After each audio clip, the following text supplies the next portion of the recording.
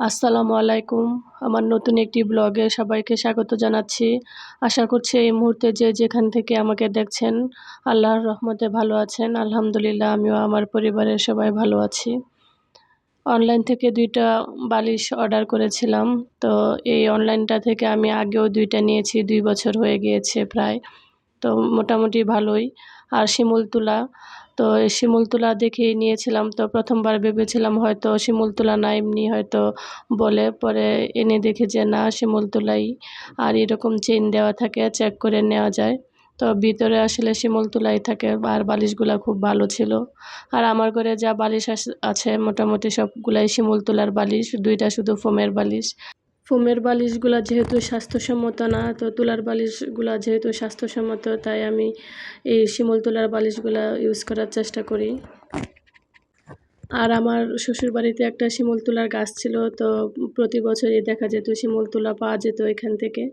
এখন আর গাছটা নিয়ে কেটে ফেলা হয়েছে। এজন্য অনলাইন নির্ভর হয়ে পড়েছি। তবে এই অনলাইন পেজটা ভালোই, এই বালিশগুলা ভালোই লেগেছে। তো আমি ২ টা আবার নিয়েছি, আরও ২ টা নিতে হবে।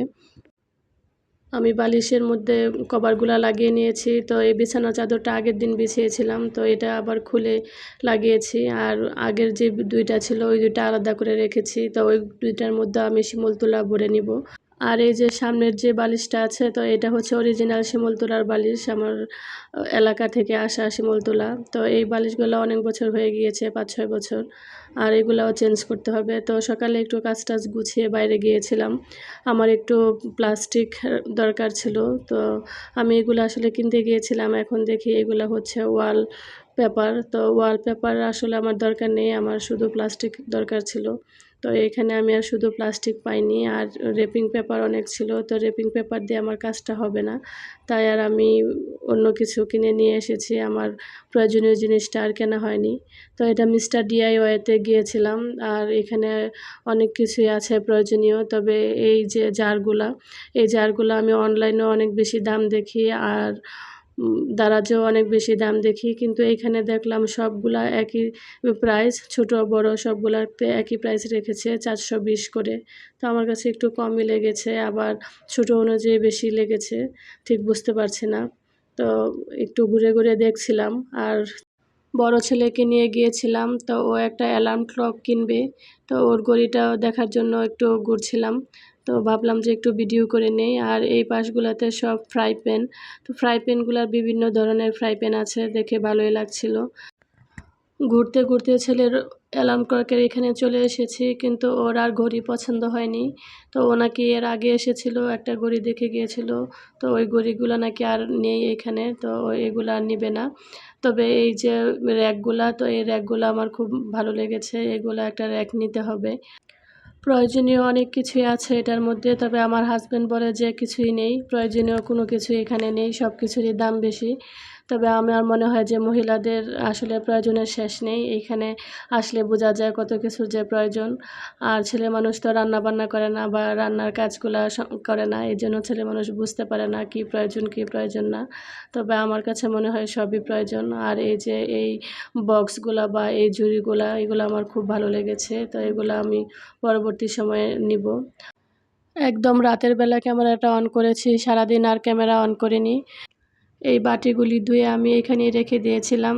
এগুলো আর গুছিয়ে রাখা হয়নি, তো এগুলো এখন গুছিয়ে শোকেজে রেখে দিচ্ছি। আর শোকেস থেকে এখন কিছু বের করলে আমি ওই শেলফটার সাথে সাথেই মুছে রাখি, যেন আমার পরবর্তী সময়ে এত বেশি কষ্ট না হয়।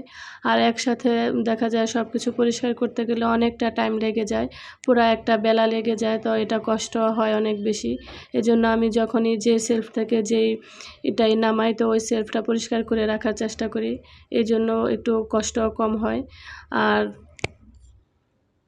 জমিয়ে রাখবো না ভাবছি, তো জমিয়ে রাখলে দেখা যায় কাজগুলো অনেক বেশি প্রেশার পড়ে যায়। আমার এই শোকেসটা অনেক পুরানো, বিভিন্ন জায়গায় স্পট পড়ে গিয়েছে। তো এটা আমি চিন্তা করছি লেকার করে নিব। আর এখানে রান্নাঘরের কিছু কাজ গুছিয়ে নিচ্ছি। তো এই কিচেন টিস্যুটা শেষ হয়ে গিয়েছিল কয়েকদিন ধরে, শুধু লাগাবো লাগাবো করে আর লাগাচ্ছি না। ন্যাপকিন টিস্যু দিয়ে এই কয়দিন কাজ চালাচ্ছি। তো এটাও একটু পরিষ্কার করা দরকার ছিল, তো এটা একটু পরিষ্কার করে নিয়েছি। মিস্টার ডিআইওয়াই থেকে আমি একটা বিস্কিট রাখার জন্য জার কিনে নিয়ে এসেছি। তো এটা মূলত বিস্কিট রাখার জন্যই তৈরি করেছে এই জারটা। আর আমার কাছে দেখেও খুব ভালো লেগেছে। আর ভিতরের যে কাগজের ছবিটা দেওয়া, তো এটা দেখে মনে হলো যে এটা আসলে বিস্কিট রাখার জন্যই। আর দেখতেও খুব সুন্দর। তো এটা আমি নিয়ে এসেছি, আমার কাছে ভালো লেগেছে। আর আমি এটা অফ ক্যামেরায় ধুয়ে নিয়েছি। এখন একটু টিস্যু দিয়ে মুছে নিচ্ছি। ঘরে অল্প কিছু বিস্কিট আছে, তো ভাবলাম এটাতে রেখে দেই। আর আমার বেকারির বিস্কিটগুলা খুব ভালো লাগে। তো আমার ঘরে কম বেশি একটু বেকারির বিস্কিট থাকে। আর বিশেষ করে এটা আমি আর আমার বড় ছেলে খুব পছন্দ করি। এজন্য একটু রাখি। এটা কিন্তু বেশ বড় একটা জার। তো মনে হয় বোঝা যাচ্ছে না। আমার মনে হয় এটাতে প্রায় যেটাই নিবে ২ কেজির মতো নিবে, এরকম বড় একটা জার। আর এখানে আমি একটা তেলের জার কিনেছি। এটা একটা সেট। তো ২ টা তেলের জার আছে, ২ টা লবণ রাখার জন্য আছে, আরেকটা গোলমরিচ ক্রাশ করার জন্য আছে। তো এটা আমি অনেক দিন ধরে দেখে রেখেছিলাম। তো কিনবো করে ভাবছি, আর কেনা হচ্ছিল না। তো ভাবলাম যে কিনেই ফেলি, যেহেতু আমার তেলের জারের দরকার। আর এই সেটটা দেখতেও আমার কাছে খুব ভাল লাগছিল, আনকমন লাগছিল, তাই এটা একটা নিয়ে নিলাম। আর আমি ২ ধরনের তেল রেখেছি, একটা সয়াবিন তেল রেখেছি আর একটা সরিষার তেল রেখেছি। আর একটাতে বিট লবণ রেখেছি, আরেকটাতে সাধারণ লবণ রেখেছি। অনেক সময় দেখা যায় ডিম পোচ করতে গেলে, জার থেকে বের করতে গেলে ঝামেলা লাগে। তো এটা হওয়াতে সুবিধা হয়েছে, জাস্ট শুধু দিয়ে দিব।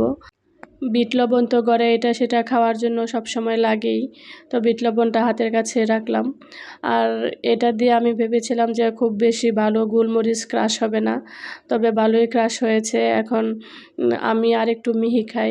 এই কাজগুলা যখন গোছাচ্ছিলাম তখন আমার একটা কেক ডেলিভারির কথা ছিল। তো কেকটা আমি রেডি করে রেখেছিলাম অনেক আগেই। তো এটা নিতে এসেছে, তো কেকটাও আমি রেডি করে দিচ্ছিলাম। এই কেকের পেছনে আজকে সারাটা দিন আমার চলে গিয়েছে। আর কেকটা করতে গিয়ে অনেক বেশি ঝামেলায় পড়ে গিয়েছিলাম।